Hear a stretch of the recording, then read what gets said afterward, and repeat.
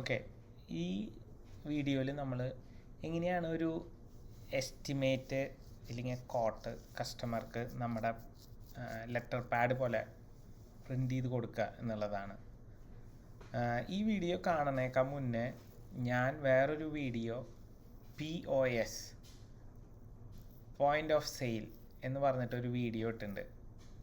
ഇത് POS ഇതിനെപ്പറ്റി detail ആയിട്ട് പറഞ്ഞിട്ട് ഇത് ചെയ്തിട്ടുണ്ട്. ഇതെന്തിനാണ് യൂസ് ചെയ്യണേ എന്ന് പറഞ്ഞിട്ട്. ഈ പ്ലഗിൻ POS എന്ന് പറയുന്നത് നമ്മൾക്ക് കടയിൽ വന്നിട്ട് ആൾക്കാരുകൾ സാധനങ്ങൾ വാങ്ങുമ്പോൾ നമ്മൾ ലാപ്ടോപ്പിൽ ഇപ്പോൾ എൻ്റർ ചെയ്യുന്ന സെയിലിന് പകരം ഇവിടെ എൻ്റർ ചെയ്യുന്ന ഓപ്ഷനാണ് ഈ POS പോയിൻ്റ് ഓഫ് സെയിൽ എങ്ങനെ എൻ്റർ ചെയ്യാന്ന്. ഓക്കെ, ഇതിലാണ് വരേണ്ടത്.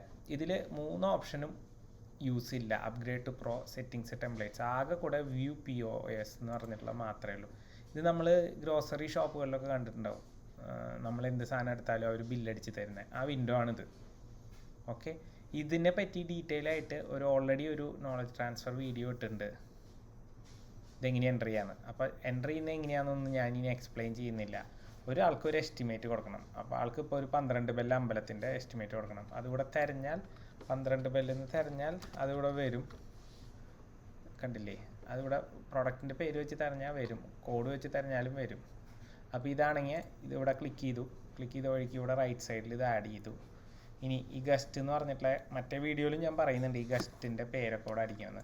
ഇതിൻ്റെ പേര് ടെസ്റ്റ്, ലാസ്റ്റ് നെയിം വേണ്ട, ടെസ്റ്റ് @gmail.com, അങ്ങനെ എന്ത് ഫോൺ നമ്പർ കൊടുക്കുക, ആളുടെ അഡ്രസ്സ് കൊടുക്കുക, സിറ്റി പേര്, അതായത് സേവ് ടു ഓർഡർ അടിക്കുക.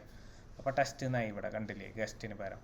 അത് കഴിഞ്ഞ് ഒന്ന് ഓർഡർ നോട്ട് വേണമെങ്കിൽ എന്തെങ്കിലും ഇത് ചെയ്യണമെങ്കിൽ ഇവിടെ ഒരു പ്ലസ് സൈൻ അടിച്ച് കഴിഞ്ഞാൽ ആൾക്ക് ഇപ്പോൾ ഷിപ്പിംഗ് ചാർജ് ആഡ് ചെയ്യാൻ പറഞ്ഞിട്ടുണ്ട്. അപ്പോൾ ഷിപ്പിംഗ് ചാർജ് 200 രൂപയാണ് ആഡ് ചെയ്യുന്നത് വെച്ചെങ്കിൽ അത് ഇവിടെ എൻ്റർ ചെയ്യാം. ആഡ് ടു കാർട്ട് കണ്ടു, ഷിപ്പിംഗ് എന്ന് പറഞ്ഞിട്ട് വേറൊരു ഓപ്ഷൻ വരും. അല്ല ഷിപ്പിംഗ് വേണമെങ്കിൽ അതെടുത്ത് ഡിലീറ്റ് ചെയ്യാം. അങ്ങനെ ഇത് കഴിഞ്ഞാൽ ചെക്കൗട്ട് ചെയ്യാം. ഇങ്ങനെ ഇതൊക്കെ മറ്റേ വീഡിയോയിൽ പറയുന്നുണ്ട്, അപ്പോൾ ഞാനത് റിപ്പീറ്റ് ചെയ്യുന്നില്ല. ചെക്കൗട്ട് ചെയ്തു. ഇവിടെ ഒരു ഡിഫറൻസ് എന്താ വെച്ചാൽ ഇത് പേയ്മെൻറ്റ് കഴിഞ്ഞിട്ടാണ് നമുക്ക് ഇതിൻ്റെ കോട്ട് ഇത് ചെയ്യാൻ പറ്റുള്ളൂ. ഇത് പിന്നെ ഒരു പോപ്പപ്പ് എപ്പോഴും വരുന്ന, ഇത് ക്ലോസ് ചെയ്തിടുക. അത് കഴിഞ്ഞ് ഇവിടെ വെച്ചിട്ട് നമുക്ക് പ്രിൻ്റ് ചെയ്യാൻ പറ്റില്ല. ഓക്കെ, എന്താണെന്ന് വെച്ച് കഴിഞ്ഞാൽ ഇത് പേയ്മെൻറ്റ് കഴിഞ്ഞിട്ട് പ്രിൻ്റ് ചെയ്യാൻ പറ്റില്ല. അപ്പോൾ ഇവിടെ പ്രോസസ് പേയ്മെൻറ്റ് എന്ന് വെച്ചാൽ ക്യാഷായിട്ട് തന്നു എന്നാണ് പറയുന്നത്. 5950 രൂപ ക്യാഷ് അല്ലെങ്കിൽ കാർഡ്, അത് ക്യാഷായിട്ട് തന്നു വെച്ചെങ്കിൽ പ്രോസസ്സ് ചെയ്തു. അതോടുകൂടി ഈ ഓർഡർ കംപ്ലീറ്റഡ് ആയി. ആൾ പേയ്മെൻറ്റ് തന്നു, നമ്മൾ ഡെലിവറി ചെയ്തു എന്നുള്ള പോലെയാണ് ഇത് കാണിക്കുക. ഓക്കെ, അത് കഴിഞ്ഞാൽ ഇവിടെ വരും. ഇതെന്ന് പറയുന്നത് കണ്ടോ, പെയ്ഡ് എന്ന് പറഞ്ഞിട്ടാണ് കാണിക്കുന്നത്, ക്യാഷ് പെയ്ഡ്. അപ്പോൾ ഇത് ഇങ്ങനെയാണ് ഇതിൽ ആക്ച്വൽ ഇൻവോയ്സ് ജനറേറ്റ് ചെയ്യുക. പർച്ചേസ് സെയിൽ കഴിഞ്ഞാൽ കസ്റ്റമർക്ക് നമ്മുടെ ലെറ്റർ പാഡിൽ പ്രിൻ്റ് കൊടുക്കണമെങ്കിൽ കണ്ടില്ലേ, റെസിപ്റ്റ് നമ്പറൊക്കെ പ്രിൻ്റ് ചെയ്തു ഓൺലൈൻ. ഇങ്ങനെയാണ് ചെയ്യുക. ഇതാണ് അപ്പോൾ ഫൈനൽ. ഇത് ഇമെയിൽ ചെയ്യാം, ഡൗൺലോഡ് ചെയ്യാം, നമുക്ക് പ്രിൻ്റ് റെസിപ്റ്റ് കൊടുക്കാം. ഓക്കെ, ഇനി നമ്മളിവിടെ ചെയ്യുന്ന വീഡിയോ എന്താ, എങ്ങനെ എസ്റ്റിമേറ്റ് ചെയ്യാന്ന്. അതിന് ഇവിടെ ക്ലിക്ക് ചെയ്യുക.